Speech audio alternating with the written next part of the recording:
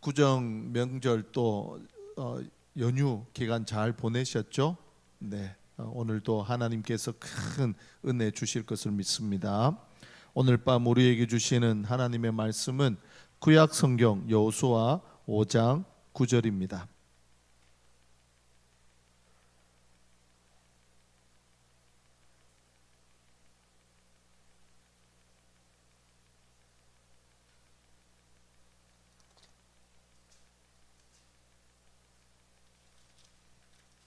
구약 성경 326페이지입니다. 여호수아 5장 9절 한 절입니다. 다 찾으셨죠? 좋습니다. 함께 읽습니다. 여호와께서 여호수아에게 이르시되 내가 오늘 애굽의 수치를 너희에게서 떠나가게 하였다 하셨으므로 그곳 이름을 오늘까지 길갈이라 하느니라. 한 번 더 읽습니다. 여호와께서 여호수아에게 이르시되 내가 오늘 애굽의 수치를 너희에게서 떠나가게 하였다 하셨으므로 그곳 이름을 오늘까지 길갈이라 하느니라. 아멘.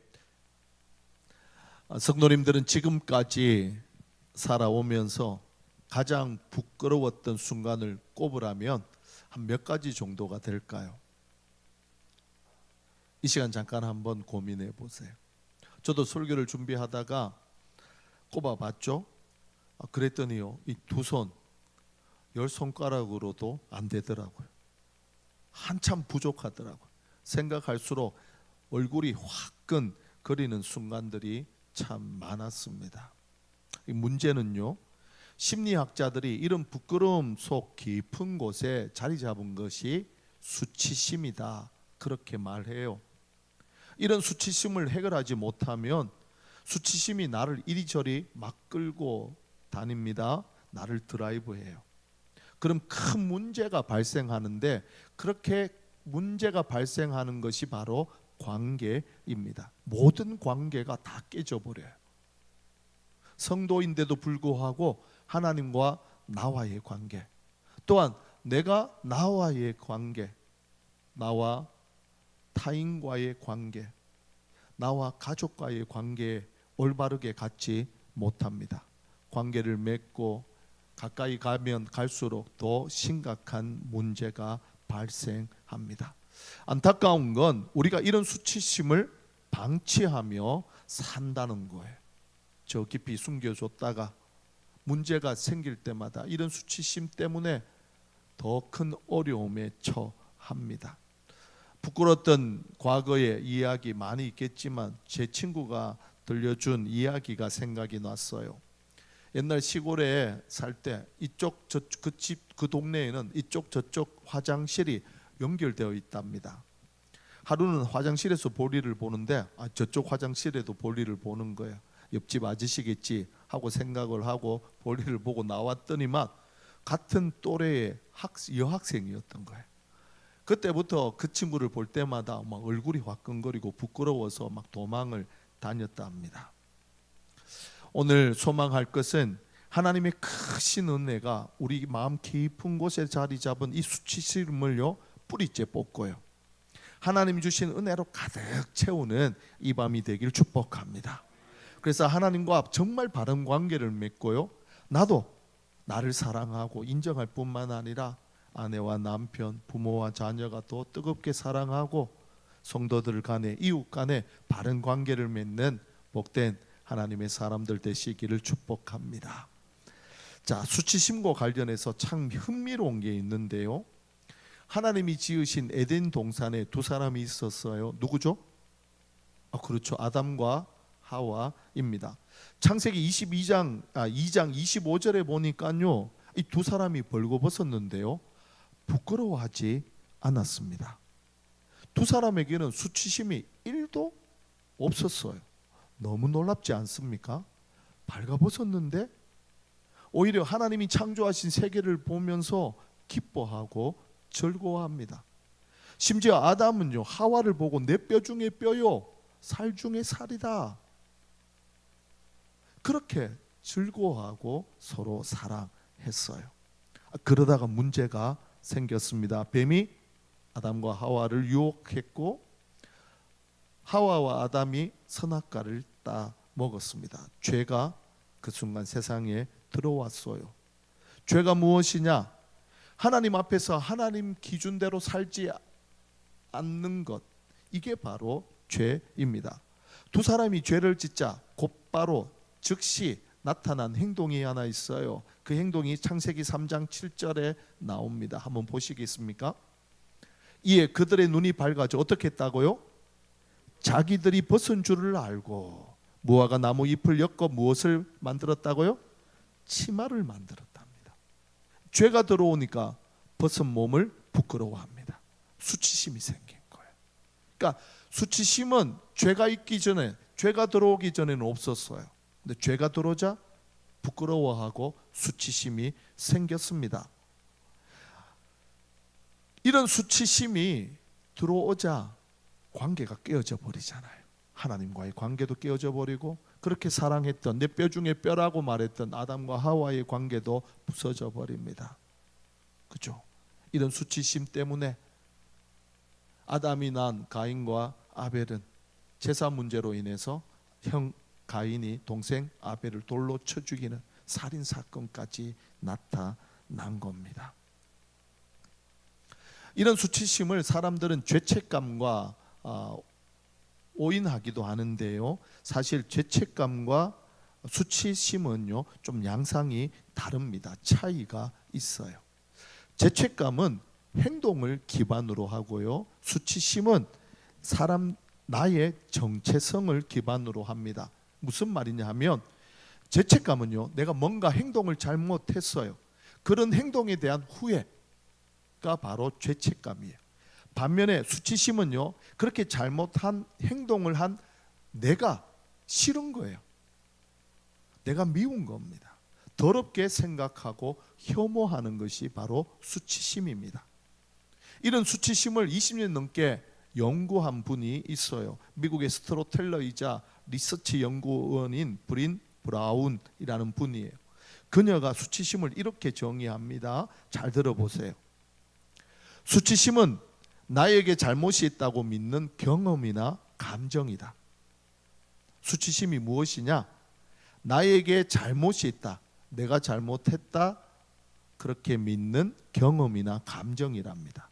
이것은 아주 고통스럽다. 무엇보다도 이런 수치심이 있으면 나는 사랑받을 가치가 없다, 그 어디에도 소속될 자격이 없다 느낀다.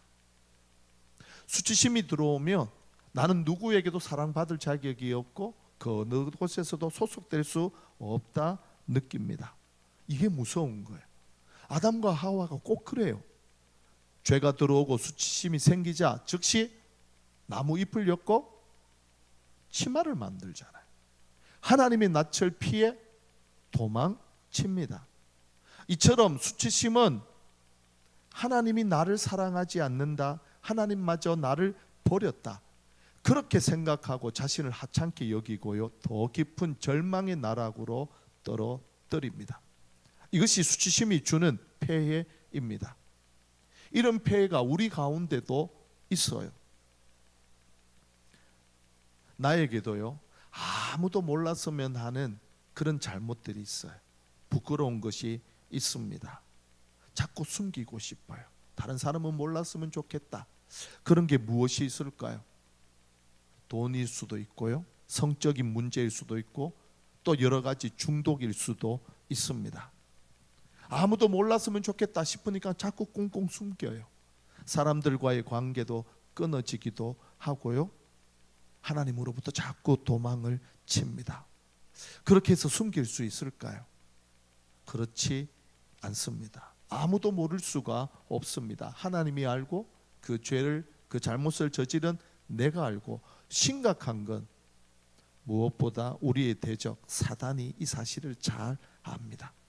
사단이 왜 악한 줄 아세요? 사단은요, 늘 성도들을 공격합니다. 어떻게 공격하느냐? 내 생각을 공격해. 무엇으로요? 내가 가지고 있는 약점, 숨기고 싶은 이 수치심, 이걸 끊임없이 생각나게 만듭니다. 그리고는 내가 스스로 나는 이제 인생 끝났어, 나는 너무 더럽고 역겨워, 혐오해, 사단은 이렇게 수치심을 주고요, 우리의 정체성을 흔듭니다. 그러면요, 인생 살기 싫어지거든요. 모든 일을 이 수치심과 연결해서 생각하게 만듭니다. 그러다 보니까 인생의 행복이 없는 거예요. 이런 수치심으로 가득한 사람들을 연구해 보니까 세 가지 유형으로 나타난답니다. 첫 번째는요, 완벽주의예요. 뭐든지 일을 열심히 하는데 완벽하게 하려고 자기의 힘을 다 쏟아요. 완벽하게 일하면 자기 안에 있는 수치심이 숨겨질 수 있다고 생각하기 때문이에요. 그런데요, 모든 일을 완벽하게 할 수 있습니까? 허점이 다 있거든요. 그렇게 허점이 드러나면 그걸 견디지 못해서 어려움을 만납니다. 또 하나의 유형은요, 비판적입니다. 아주 자극적으로 다른 사람의 잘못을 비판하고 신랄하게 드러냅니다. 그리고는 그 사람의 수치심을 공격해요. 이렇게 비판하는 사람의 마음에는요, 넌 나보다 더 더러워, 이런 생각이 가득해요. 셋째가 제일 심각한데요, 방어적인 사람이 됩니다. 방어 기제가 발휘해요. 최악의 상태인데요, 열등감에 쩔어서 모든 관계를 외면합니다. 심각하면, 할 수 있다면 빨리 죽으려고 해요. 마귀가 이런 수치심을 사용해서 우리를 끌고 다닙니다. 제가 설교를 준비하면서 저 역시 예외가 아니더라고요. 제가 이런 수치심 때문에 정말 어처구니 없는 행동을 너무 많이 했습니다. 제가 설교를 준비하다가 초등학교 3학년 때 이 잘못한 게 생각이 났어요. 그때 제가 수영 선수를 지원했어요. 수영 선수로 지원해서 수영을 하다 보니까 너무 힘들더라고요. 그래서 거짓말한 게 뭐냐 하면, 나 암에 걸렸어. 참 지금 생각해도 이상하죠. 이게 학교에 소문이 쫙 난 겁니다. 근데 이게 얼마 가지 않아서 발각이 된 거 아닙니까? 그때만 생각해도 야, 어떻게 이렇게 기발한지, 참 이거 기발하다고 해야 될지. 둘째가 이제 들어왔습니다. 감사하네, 못 들었어요. 고등학교를 자퇴하고는 친구들과 패싸움을 하다가요, 피투성이가 된 적이 있었어요. 근데 눈을 떠보니까 교회 전도사님 집이었어요. 뭐 교회 소문이 다 났죠. 막 부끄러워서 교회를 못 다녔어요. 경찰서에 잡혀간 적이 있었는데 나이가 어리다고 훈방 조치를 당한 적도 있었습니다. 둘째가 다 듣네요. 네. 이런 일 저런 일 때문에 정말 열등감에 쩔어 살았습니다. 수치심으로 제 자신을 사랑하지 못했고요. 심지어 20대 초반에는 어떻게 하면 쾌락을 느끼며 죽을 수 있을까, 염세적인 사람으로 그렇게 살았습니다. 하지만 지금 저는요, 감사한 게 너무 많아요. 저의 과거의 이런 수치스러운 모습이 더 이상 부끄럽지 않습니다. 왜냐고요? 하나님 은혜 가운데 그리스도 예수 안에서 새로운 피조물이 되었기 때문입니다. 그리고 그 과거의 잘못이나 죄가 예수의 보혈의 피로 용서받았기 때문입니다. 더 중요한 건 과거의 그런 잘못된 모습을 반복하지 않기 때문입니다. 문제는요, 그렇게 30년이 훌쩍 지나갔어요. 그런데도 불구하고 저의 정체성 내면 깊은 곳에 수치심이 아직도 자리 잡고 있더라고요. 이게 심심치 않게 머리를 틀고 일어납니다. 그리고 저를 신앙의 자리에서 끌어내리려고 해요. 끊임없이, 야, 넌 자격이 없어. 너 무슨 낯짝으로 지금 그렇게 목사로서 성도로서 살아가고 있느냐. 그렇게 제 마음속을 괴롭힙니다. 남편의 자리, 아빠의 자리, 목사의 자리, 성도의 자리에 서지 못하도록 마구마구 흔듭니다. 제가 예수 그리스도 안에서 새로운 피조물이 되었는데도 불구하고 말이죠. 왜 이럴까요? 왜 지나간 과거가, 우리의 수치가 우리를 이렇게 흔들까요? 성경에 보니까 아주 좋은 예가 있어요. 아주 강력한 이야기가 성경에 나옵니다. 하나님이 택한 이스라엘 백성들이에요. 하나님의 은혜 가운데 요셉을 통해 이스라엘 백성은요 아주 수없이 많은 하나님 나라의 백성이 되었습니다. 그런데 문제는요 그 애굽 땅에서 400년 넘게 노예로 살았습니다. 태어나 보니까 노예예요. 태어나 보니까 애굽의 종이에요. 그렇게 난 노예다, 종이다, 세상에 보잘것없다, 내 인생 무의미하다, 400년 동안 그렇게 살았단 말이에요. 그 후에 하나님께서 모세를 세워 이스라엘 백성을 애굽에서 건집니다. 노예에서 해방시켜 주셨어요. 자유인으로 살게 하셨습니다. 무엇보다도 하나님의 백성으로 살게 하셨어요. 비극이 무엇인지 아세요? 겉으로는 자유해요. 그런데 내면으로는 여전히 노예입니다. 이스라엘 백성은 노예 제도에서 벗어났지만 노예 근성을 버리지 못한 거예요. 어려움을 만날 때마다 애굽으로 돌아가자, 애굽으로 돌아가자, 애굽으로 돌아가자 노래했단 말이에요. 우리 역시 마찬가지 아닐까요? 우리는 예수 그리스도를 믿는 성도입니다. 그리스도 예수 안에서 새로운 피조물이 되었다. 사도 바울이 선언했습니다. 그런데도 여전히 우리는 이 진리를 외면한 채 거짓된 자신의 모습을 수치스러워하고요 혐오합니다. 스스로 난 죄의 노예다 인정하며 살아요. 그렇게 인정한다고 내 안에 있던 수치심이 사라지느냐? 그렇지 않아요. 오히려 더 커집니다. 눈덩이처럼 불어나서 나중에는 감당치 못할 만큼 심각해집니다. 이거 해결해야 합니다. 해결하지 않고서는 하나님으로부터 오는 각종 좋은 것들을 누리지 못하고 그리스도 예수 안에서 주시는 은혜를 경험하지 못합니다. 어떻게 이 문제를 해결할 수 있을까요? 해결 방법은 단 하나입니다. 끊임없이 나에게 집중했던 초점을 예수 그리스도에게로 옮기셔요. 나를 바라보던 시각에서 우리의 구원자이신 예수 그리스도를 신앙하는 시각으로 바꾸셔야 합니다. 할렐루야. 그렇다면 우리가 신앙하며 바라봐야 할 예수 그리스도, 그분은 어떤 분이신 줄 아세요? 그분은 수치심을 어떻게 이긴 줄 아세요? 히브리서 기자가요 히브리서 12장 2절에서 우리가 집중해야 할 예수 그리스도를 소개합니다. 자, 히브리서 12장 2절 말씀을 보시죠. 믿음의 주요 또 온전케 하시는 이인 예수를 바라보자. 그는 그 앞에 있는 기쁨을 위하여 십자가를 참으사 부끄러움을 개의치 아니하시더니 하나님 보좌 우편에 앉으셨느니라. 새 한글 성경이 있어요. 지금 번역하고 있는데 신약은 다 나왔어요. 지금 구약을 새롭게 번역하고 있는데 그 새 한글 성경에 보니까 히브리서 12장 2절을 아주 기가 막히게 번역을 했어요.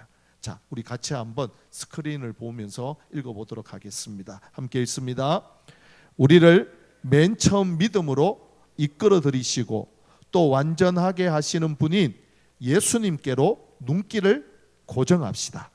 예수님은 자기 앞에 놓인 즐거움 때문에 창피스러움을 가볍게 여기시고 십자가를 견뎌내셨습니다. 그리고는 하나님의 임금 자리 오른쪽에 앉으셨습니다. 할렐루야. 우리의 눈길을 어디에 고정하자고요? 예수 그리스도입니다. 어떤 예수 그리스도입니까? 십자가에 발가벗겨 달리신 예수 그리스도세요. 그 부끄러움, 그 수치를요 예수님은 기쁨으로 견뎌내셨습니다. 참아내셨어요. 그 부끄러움과 그 수치심을 가볍게 여기셨습니다. 이유는 하나입니다. 그 앞에 있는 기쁨 때문입니다. 우리가 그 예수 그리스도에게 믿음의 시선을 고정할 때 우리 역시요 우리 안에 있었던 부끄러움이나 수치심을 이겨내고요 이 땅 위에서 하나님이 주시는 평강과 기쁨, 행복을 누리며 살 수 있습니다. 할렐루야. 하나님은요 에덴 동산에서 인간의 수치심을 꾸짖었습니다. 하나님은 다윗의 간음은 물론이요 베드로의 부인 그리고 유다의 배신을 미워했습니다. 마찬가지로 하나님은 나의 영혼을 죽이는 내 안에 있는 수치심을 꾸짖습니다. 그리고 내 안에 있는 하나님이 주시는 평강을 빼앗는 수치심을 제거하기를 원하세요. 우리 안에 하나님의 진리의 말씀을 듣지 못하고 내 안에 있는 사단이 주는 거짓말로 인하여 피폐해진 수치심, 마음, 은밀한 모든 죄, 상처, 하나님은요 싫어합니다. 어떤 모양이든 수치심을 가지고 나를 싫어하고 학대하는 걸 하나님은 정말 싫어합니다. 얼마만큼 싫어하느냐? 하나님께서 독생자이신 예수 그리스도를 십자가에 못 박아 죽이면서까지 이런 죄를 싫어하세요. 이런 수치심을 싫어하세요. 그분이 친히 발가벗겨진 채 십자가에 못 박힘으로 이런 수치심을 우리 안에서 제거하기를 원하셨어요. 예수님은 그런 수치를 당하시면서도 가볍게 여기시고 개의치 않으셨습니다. 이유는 하나입니다. 앞에서 소개했습니다. 예수님 앞에 있는 기쁨 때문입니다. 이 기쁨이 뭔지 아세요? 이게 중요해요. 예수님이 무엇을 기뻐하셨기에 그렇게 발가벗겨 십자가에 못 박혀 수치를 당하고 부끄러움을 당했는데 가볍게 여기시고 넘겨버리셨을까요? 그 기쁨요 바로 우리예요. 그렇게 우리의 죄를 지시고 부끄러움을 당하시면서 그 대가를 지불하여 우리를 구원하셨잖아요. 우리가 당할 부끄러움 아닙니까? 우리가 당할 수치 아닙니까? 근데 주님이 당하시고 우리가 구원받았어요. 주님께서는 이걸 기뻐하신 겁니다. 할렐루야. 그렇게 해서 우리는요 그리스도 예수 안에서 새로운 피조물이 되었습니다. 하나님의 자녀가 되었습니다. 그렇기에 우리는요 우리 안에 있는 이 죄의 수치감, 부끄러움을 어떻게 제거하고 이겨낼 수 있느냐, 가볍게 여기며 넘겨버릴 수 있느냐, 이 모든 걸 넉넉히 이겨내신 예수 그리스도, 그 예수 그리스도를 바라볼 때 우리는 이 모든 수치를 이기고 부끄러움을 이겨낼 수 있습니다. 할렐루야. 자, 우리가 오늘 본문을 함께 읽었잖아요. 여호수아 5장 9절 말씀인데요, 본문 말씀을 우리 다시 한번 읽어보도록 하겠습니다. 여호수아 5장 9절입니다. 여호와께서 여호수아에게 이르시되 내가 오늘 애굽의 수치를 너희에게서 떠나가게 하였다 하셨으므로 그곳 이름을 오늘까지 길갈이라 하느니라. 할렐루야. 여호와 하나님께서 여호수아를 부르셨어요. 그리고 그를 통해 이스라엘 백성에게 말씀합니다. 오늘 우리에게 말씀하세요. 오늘 애굽의 수치를 너희에게서 떠나가게 하였다. 여호와 하나님께서 애굽에서 당한 이스라엘 백성의 수치를 제거하셨습니다. 수치가 더 이상 이스라엘 백성에 가까이 오지 못하도록 떼굴떼굴 굴러가게 하셨어요. 그 상징으로 하나님이 할례를 행하게 하신 겁니다. 이스라엘 백성이 할례를 행함으로 애굽 땅에서의 노예 생활은 물론이요 그 땅에서 이방신을 섬기며 살던 죄악까지 다 씻어내셨습니다. 이제 하나님의 거룩한 백성이 된 겁니다. 자유인이 되었습니다. 하나님의 자녀입니다. 우리 역시 마찬가지입니다.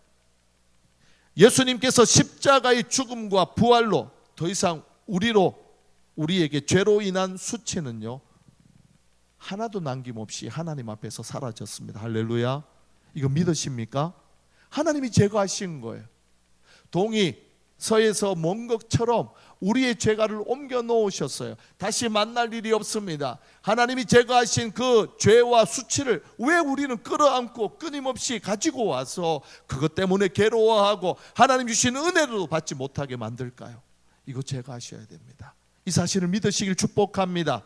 주께서 말씀하십니다. 더 이상 너에게는 수치가 없다. 사단이 나에게 수치를 주고요 심지어 내가 나에게 너무 부끄러워 수치스럽다 혐오스러워 말해도 하나님이 말씀하세요. 내가 너의 수치를 제거하였다. 내가 너의 수치를 굴러가게 만들었다. 더 이상 너의 수치는 만날 수 없다. 할렐루야. 믿으시길 축복합니다. 그 순간 우리는 예수 그리스도 안에서 자유를 누리고요 진짜 행복한 사람이 됩니다. 그러면 그때부터 아내를, 남편을, 자녀를 성도를, 이웃을 정말 사랑할 수 있어요. 오늘 이 밤 예수 그리스도께 우리 신앙의 시선을 고정하고요, 그 예수 그리스도의 보혈의 피로 새로운 피조물 된 자신을 사랑하고, 그렇게 나를 새로운 피조물로 만들어주신 하나님을 뜨겁게 사랑하는 하나님의 사람이 되시길 축복합니다. 그 사랑으로 아내를 더 사랑하고, 남편을 더 사랑하고, 자녀를 더 사랑하고 아끼십시다. 그리고 성도들을 더 사랑하고 이웃을 사랑하며, 그렇게 나에게 수치심을 제거하신 예수 그리스도를 자랑하고 소개하고 복음 전하는 귀한 하나님의 사람들 다 되시기를 주님의 이름으로 축복합니다.